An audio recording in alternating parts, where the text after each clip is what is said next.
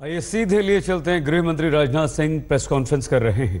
न केवल दुखदायक निंदनीय है बल्कि एक बार फिर नक्सलियों की कायरता को दिखाने वाला इस सड़क के निर्माण, पुल के निर्माण में लगे हुए जवानों पर जिस प्रकार ये घटना हुई है उसकी निंदा माननीय प्रधानमंत्री जी ने, माननीय गृह मंत्री जी ने की। इसके साथ ही साथ एक बड़े लक्ष्य को लेकर हम जब चले हैं और मैं मानता हूं कि सुकमा की लड़ाई इस नक्सली पूरे देश के आंदोलन की सबसे बड़ी लड़ाई है और इस पूरे मामले में हमने भी तय किया कि उस इलाके में एक्टिविटी और बढ़ाई जाए, वो चाहे निर्माण कार्य हो चाहे वहाँ के ऑपरेशन हो, हम करेंगे। और न केवल वहाँ पे इंफ्रास्ट्रक्चर बनाएंगे मजबूती के साथ, बल्कि आने वाले समय में और सफलतापूर्वक वहाँ पे ऑपरेशन चलाएंगे।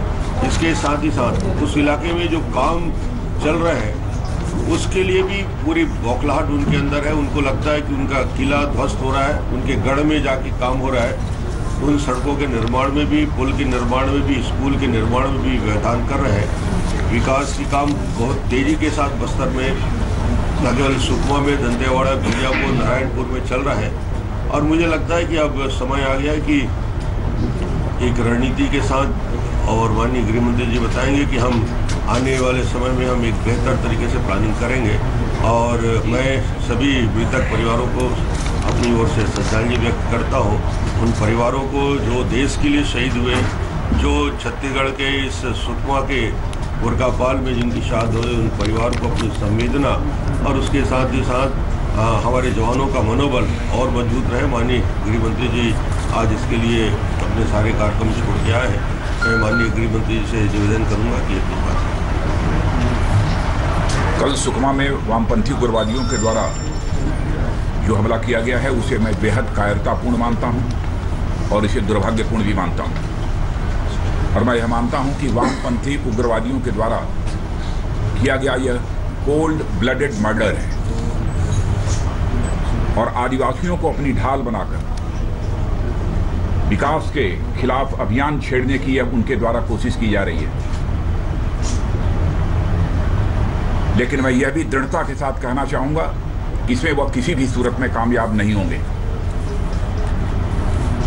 केंद्र सरकार और राज्य सरकार साथ मिलकर हम कार्रवाई करेंगे और अब तक जो कार्रवाई की जा रही है उसके कारण जो बौखलाहट है उनके अंदर, उसी का यह परिणाम है।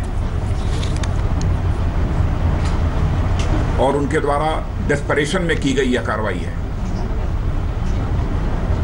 इतना ही मैं कहना चाहूंगा कि हमारे सीआरपीएफ के बहादुर जवानों का यह बलिदान किसी भी सूरत में हम लोग व्यर्थ नहीं जाने देंगे। हमने इसे चुनौती के रूप में स्वीकार किया है। इसीलिए यह भी फैसला किया है कि हमारी जो LWE की स्ट्रेटजी है उसको हम पुनः रिव्यू करने जा रहे हैं। जरूरत होगी तो हम उसे रिवाइज भी करेंगे। और 8 मई को दिल्ली में वह बैठक मैंने बुलाई है और कई राज्यों के अधिकारी उस बैठक में मौजूद रहेंगे।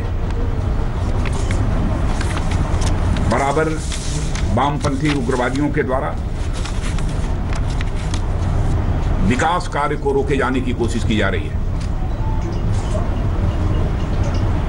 सच्चाई है कि वह कभी नहीं चाहते कि जो हमारे आदिवासी क्षेत्र हैं अथवा गरीबों के क्षेत्र हैं उनका विकास हो। या आदिवासियों के और गरीबों के सबसे बड़े दुश्मन यदि इस देश में यदि कोई है तो यह हमारे वामपंथी उग्रवादी है।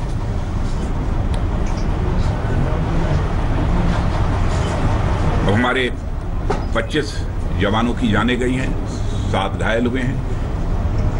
जिन हमारे बहादुर जवानों ने अपना बलिदान दिया है उनके प्रति मैं श्रद्धांजलि अर्पित करता हूं और उनके परिवार के सदस्यों के प्रति अपनी संवेदना और सहानुभूति भी व्यक्त करता हूं। और पुनः मैं यह कहना चाहूंगा कि हमारे बहादुर जवानों का यह बलिदान हम किसी भी सूरत में व्यर्थ नहीं जाने देंगे।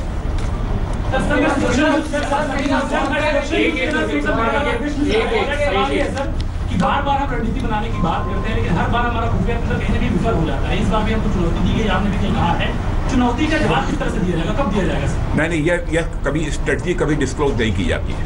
ये बात तो मैं समझता हूँ कि आप लोग भी समझते होंगे। स्ट्रेटजी कभी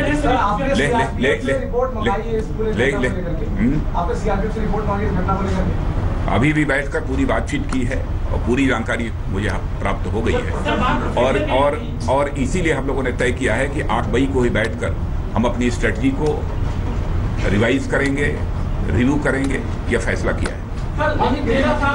बीजेपी की सरकार है, यहाँ के मुख्यमंत्री है, आप एक के बाद आप कहते हैं कि नक्सली गतिविधियों में कमी हुई है, लेकिन लगातार उसी जगह पे सुनवा के उसी इलाके में बीते 1 महीने पहले मैंने कहा कि नक्सलवाद के खिलाफ जो यहाँ की राज्य सरकार और केंद्र सरकार ने मिलकर अभियान चलाया था, उसके परिणाम स्वरूप एक डिस्परेशन उनके अंदर पैदा हुआ है और ये हम लोग मानकर चल रहे थे कि इस संभावना को नकारा नहीं जा सकता। कभी भी कुछ उनके द्वारा कोशिश हो सकती थी भविष्य में कोई बड़ी वारदात करें, लेकिन अब ये घटना हो गई, बहुत ही दुर्भाग्य।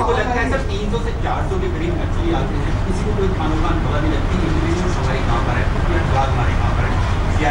मैं समझता हूँ कि ऐसी घड़ी में किसी पर दोषारोपण करने का कोई औचित्य नहीं है और यह करना नहीं चाहिए। आप सबका भी सहयोग चाहिए और आज हम लोगों की बातचीत हुई है सारे अधिकारियों के साथ, हमारे यहाँ के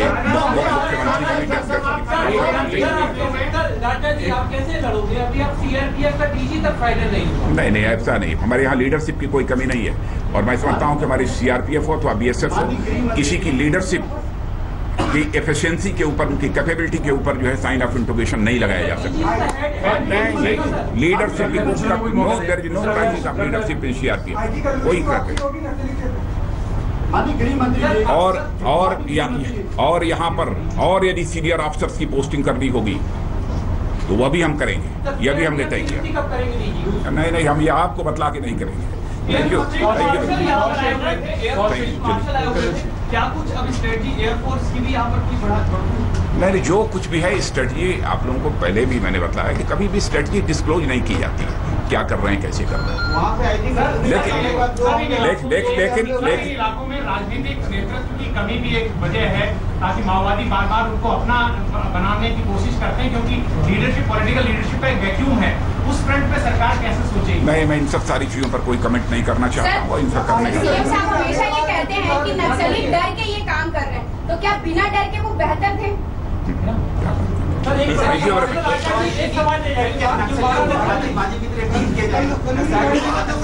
8 मई को गृह मंत्री राजनाथ सिंह ने एक हाई लेवल मीटिंग बुलाई है। उसमें रणनीति तय की जाएगी। जवानों का बलिदान जो है वो व्यर्थ नहीं जाया जाएगा और गरीबों, आदिवासियों के दुश्मन है नक्सली, उनकी आड़ लेकर उन्हें ढाल बनाकर उन्होंने हमला किया। सरकार की नक्सलियों के खिलाफ की गई कार्रवाई से बौखला गए थे नक्सली और जो इस तरह की उन्होंने हरकत की, सीआरपीएफ के नेतृत्व पर कोई सवाल नहीं है। सीआरपीएफ अपना काम ठीक ढंग से कर रही थी और इस समय किसी पर भी दोष देना, किसी को भी दोष देना ये गलत होगा। ये सिर्फ एक हमला नहीं है बल्कि एक सोची समझी रणनीति की तरफ की नक्सलियों ने हमला किया है। गृह मंत्री राजनाथ सिंह ने बहुत सख्त लहजे में यह कहा है कि हम एक बहुत ही सख्त नीति बनाएंगे। 8 तारीख को हाई लेवल बैठक है और जवानों की शहादत व्यर्थ नहीं जाएगी। देखते रहिए आज तक।